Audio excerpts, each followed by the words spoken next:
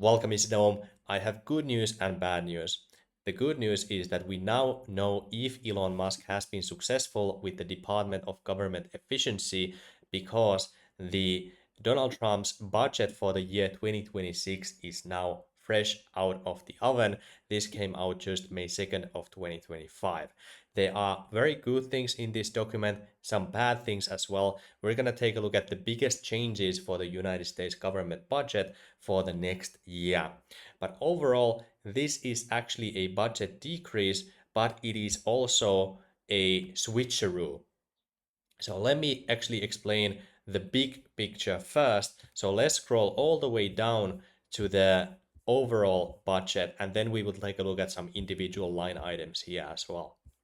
So here we go. This is the big budget overall. So as you can see in 2025, this is divided between defense and non-defense.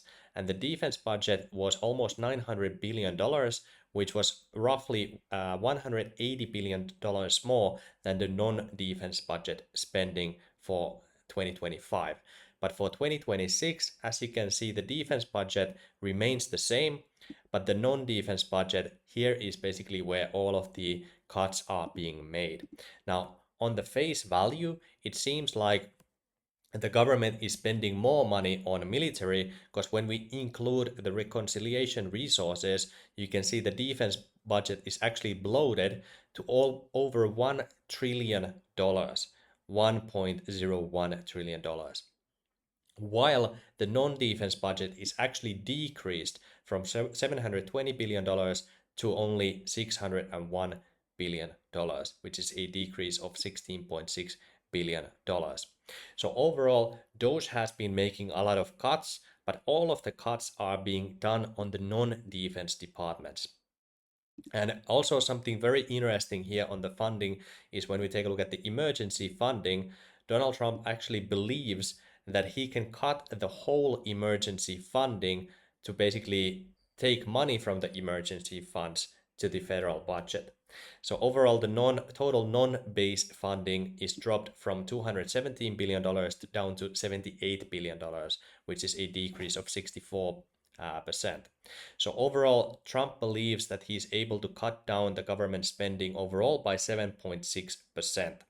Meanwhile, he grows the military spending, the defense spending. Now, if you believed that Donald Trump will make America great again, just on the face value, it does not seem like this is making America great unless you want the government to be involved in more wars and more military funding and all these different things, because Donald Trump actually campaigned against wars. He said he was going to end all wars, but the budget here kind of tells otherwise. But there's actually a lot of good stuff here in the budget as well. So let's start to take a look at the items line by line. And I'm not going to go through all of them, but I'm going to just pick up some highlights that I was able to find out. The biggest one, obviously, well, this is not the biggest one. I will actually give you the biggest budget changes at the end. But one of the key factors that Donald Trump actually promised was to make America healthy again. So we see a $500 million increase here. And this is the department that the RFK Jr. is actually spearheading. So this is going to increase the physical activity, health, lifestyles, the food, and the drug quality, safety across the board. And this is supposed to make Americans more healthy. So this is something I actually personally support. I think this is a good thing to see. And overall, this is one of the Donald Trump's campaign promises. So overall, I think it's a good thing. I know some people disagree, but at least on the budget, he's basically fulfilling that promise. Then we see some cuts on something called a LIHEAP, and you can see $4 billion here. So this is actually a subsidy that low-income home energy assistance program. So low-income homes were able to get subsidies from the government for their energy bills. So overall, this is basically cutting or increasing costs for low-income families. So on the face value, this is a bad thing, but at least in the explanation here, they said that there was actually they found 11,000 people dead, and there were too many federal employees in this department, and overall they wanted to cut down the waste, fraud, and abuse in this department. Also, these are supposedly anti-consumer policies that drive up home energy prices. So overall, they believe that when they cut this program, they can actually give uh, energy prices, if the energy prices would become more fair across the board. So let's see how that actually works. But on the face value, it seems like it will make living more expensive if you are a low income family in the United States. But I don't know what the actual effect will be, but on face value, that's how it seems like. Then you see basically cuts across the board. One of the obvious places to see cuts is refugee and accompanied alien children's program. So obviously this is going to be cut because they want to deport these people. So again, basically this is how Donald Trump is keeping the promises that he made in the campaign. Then National Institute of Health, this is a big line item. This is a decrease of $18 billion. And NIH, this is notorious now because there has been a lot of talk, and I think the White House has even confirmed that NIH was one of the organizations behind building COVID-19 virus itself and release it on the public. And the gain of function research, which is now ending, and transgender programs targeting America's youth. Overall, they want to cut down a lot of this program here. They feel like it's not actually serving Americans. So again, I would say this falls in line with Donald Trump's campaign promises. So overall, I do believe this is a good thing, but I don't know if they got some bad things out of it as well. Then something very interesting, which is general research and education, decreased $3.5 billion.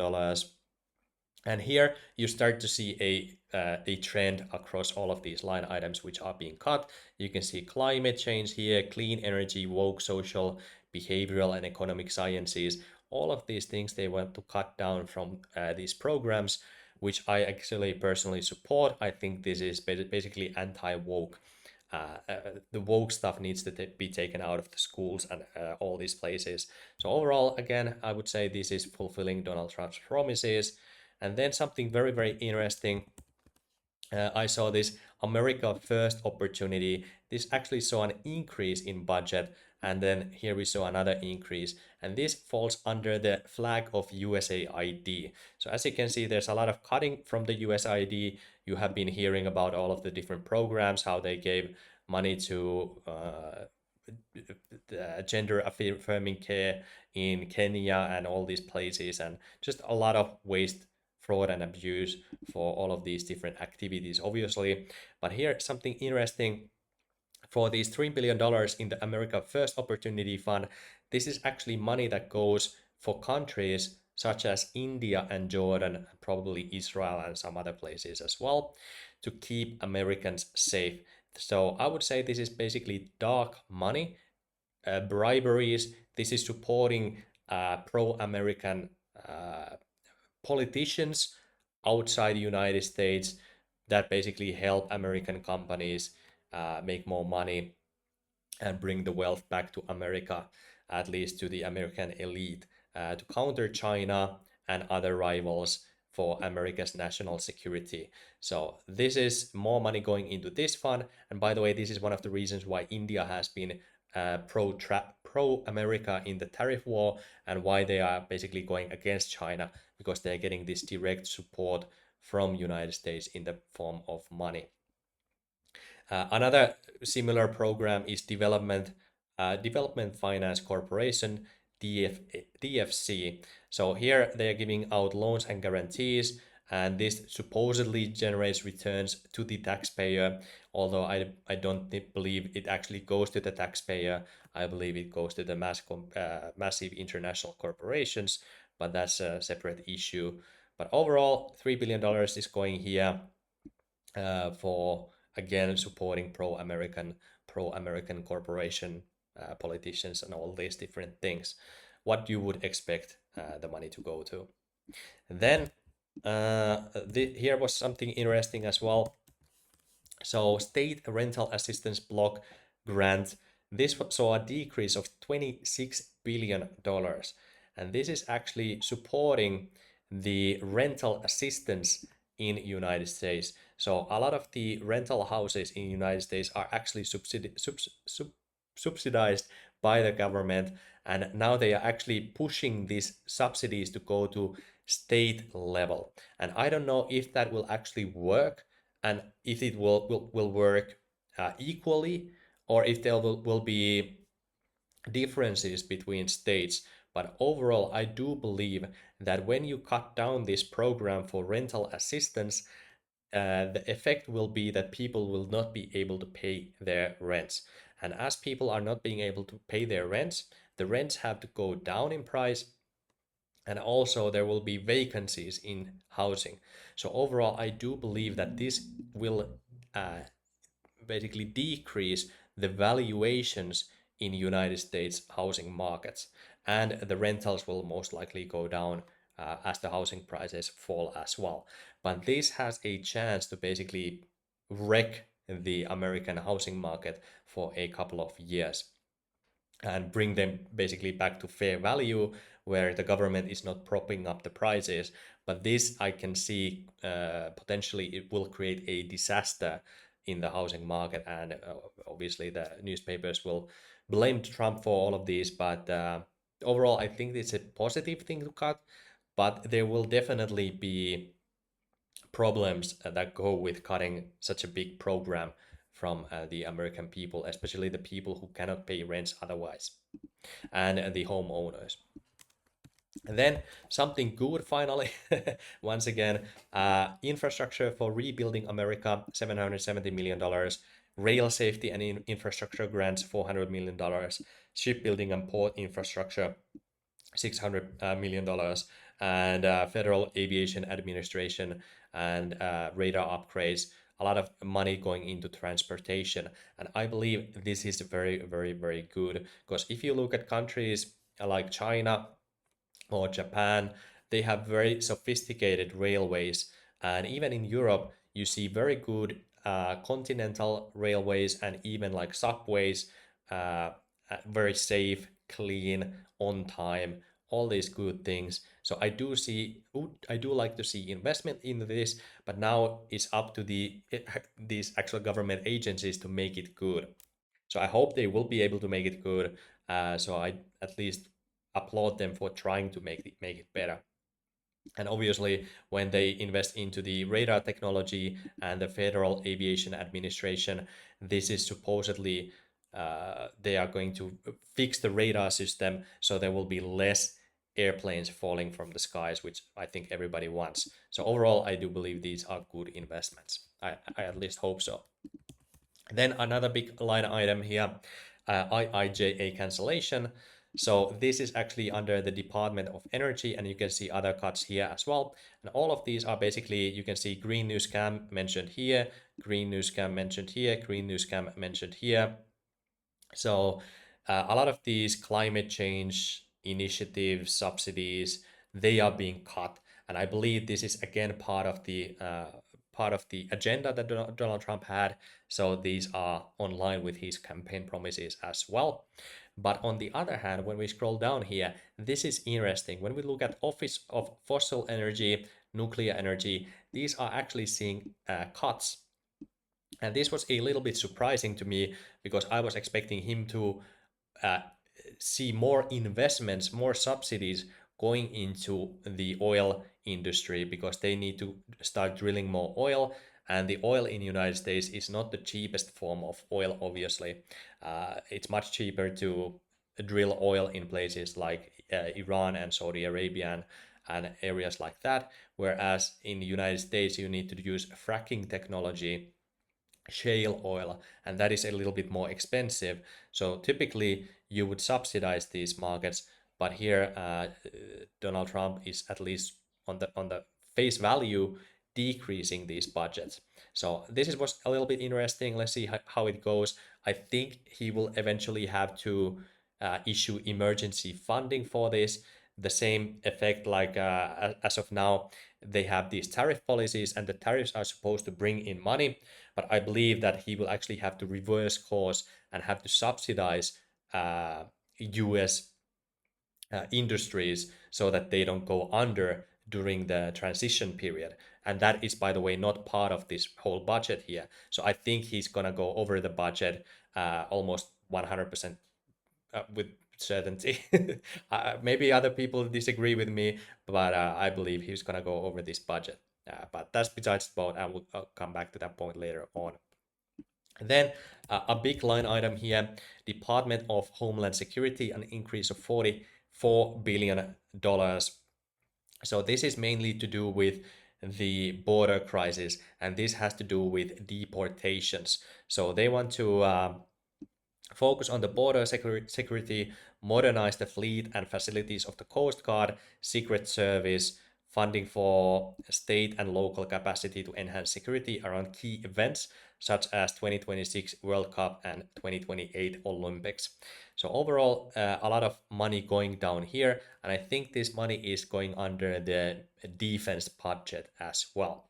So this is, again, I would say, part of the campaign promise that Donald Trump made. Fix the border, do the mass deportations. Let's see if he can actually do those. They're still fighting about it.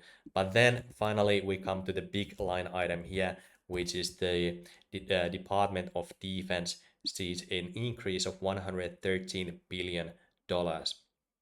And here, first off, they say that they are taking out the woke climate and DEI programs, which is again aligned with Donald Trump's agenda. But then, what I don't believe was part of Donald Trump's agenda was to increase the defense budget. So here you can see they are building a Golden Dome, which is a missile defense system similar to what Israel currently has. So anti-air missiles, shipbuilding capacity in United States, investing in America's shipyards, industrial base, increasing wages and modernizing infrastructure. I think this is interesting that this is part of the Department of Defense, because if you are investing in shipyards and industrial base, uh, you probably, at least some of that should be part of the civil or civilian investments, not only in the military investments. Because if you militarize the whole country, then how are you not a fascist country overall if everything is basically under the military? But that's just my side note there. Then space dominance, F-47 next generation air dominance platform. Let's see how this goes. And the airplanes, the F-35s, have seen a lot of criticism because now it's unclear if those can actually fly without USA basically confirming that you can fly that plane outside United States. So the F-35s have seen a lot of backlash from Europe. So let's see how F-47s actually work. And even now, the F-35s are not really doing anything in Ukraine. They got the F-16s, but even the F-16s, after they got approved, you haven't heard any news of F-16s making any difference in the war against Russia. So let's see how F-47s actually work out. But definitely the military industrial complex, they are very happy about this money flowing into their hands. So they are at least the big winners here. America's homeland, from invasion, fentanyl crisis, nuclear deterrent, modernize the nuclear weapons, and then they are going to give an increase in the military budget, military salaries. And that's basically the biggest line items here. So when we take a look at the budget, once again, in the big picture, you can see an overall decrease of 7.6% in the government spending, but I do believe they're going to go over this budget because, as you can see, they have the emergency budget here cut from $117.7 billion to a negative $2.3 billion. So they believe they can take money out of the emergency funding, but I believe over the year they will have to increase the emergency funding once again. So overall, the DOGE Department of Government Efficiency, they have been able to make a lot of cuts. I believe they have been able to cut down waste, fraud, and abuse everywhere except in the defense budget. The defense budget on the face value was the same, but they actually swapped some of the line items under the defense budget that, in my opinion, should have been civilian investments, but they are pushing all of that under defense. And now when you take a look at the defense budget compared to the non-defense budget, it's almost double now compared to what it was in 2025. So if I was just looking at this budget, I would be saying this is a wartime budget. And when you look at Donald Trump's rhetoric, he is basically pulling all of these emergencies out of his, let's call it, left pocket. But there's an emergency against fentanyl, there's a border emergency, there's an emergency with the tariffs, there's an emergency here and there. And now that the non-defense budget is so small and the defense budget is just completely basically off the charts in literal terms, this is giving me a not so confident outlook for United States in the future, because if most of United States budget goes into the military, what does that make America? Does it make it a country that is free trade, is about capitalism, or is it a actual military military country? So I don't know what's gonna actually happen here. It seems like they are preparing for war, or they think they are already at war, and investments into this area is increasing. So overall, that's the budget. Let me know in the comments what you thought of the United States budget, what you thought of Elon Musk's DOGE. Let me know if Donald Trump is actually following his campaign promises, or if he's actually doing a switcheroo where he's cutting down everything else and just putting more money into military. And let me know which war he will start in 2026 or not. But anyway, that's it for this video. Hope you liked it. Consider subscribing to the channel, and I will see you on the next one. Thank you and bye bye.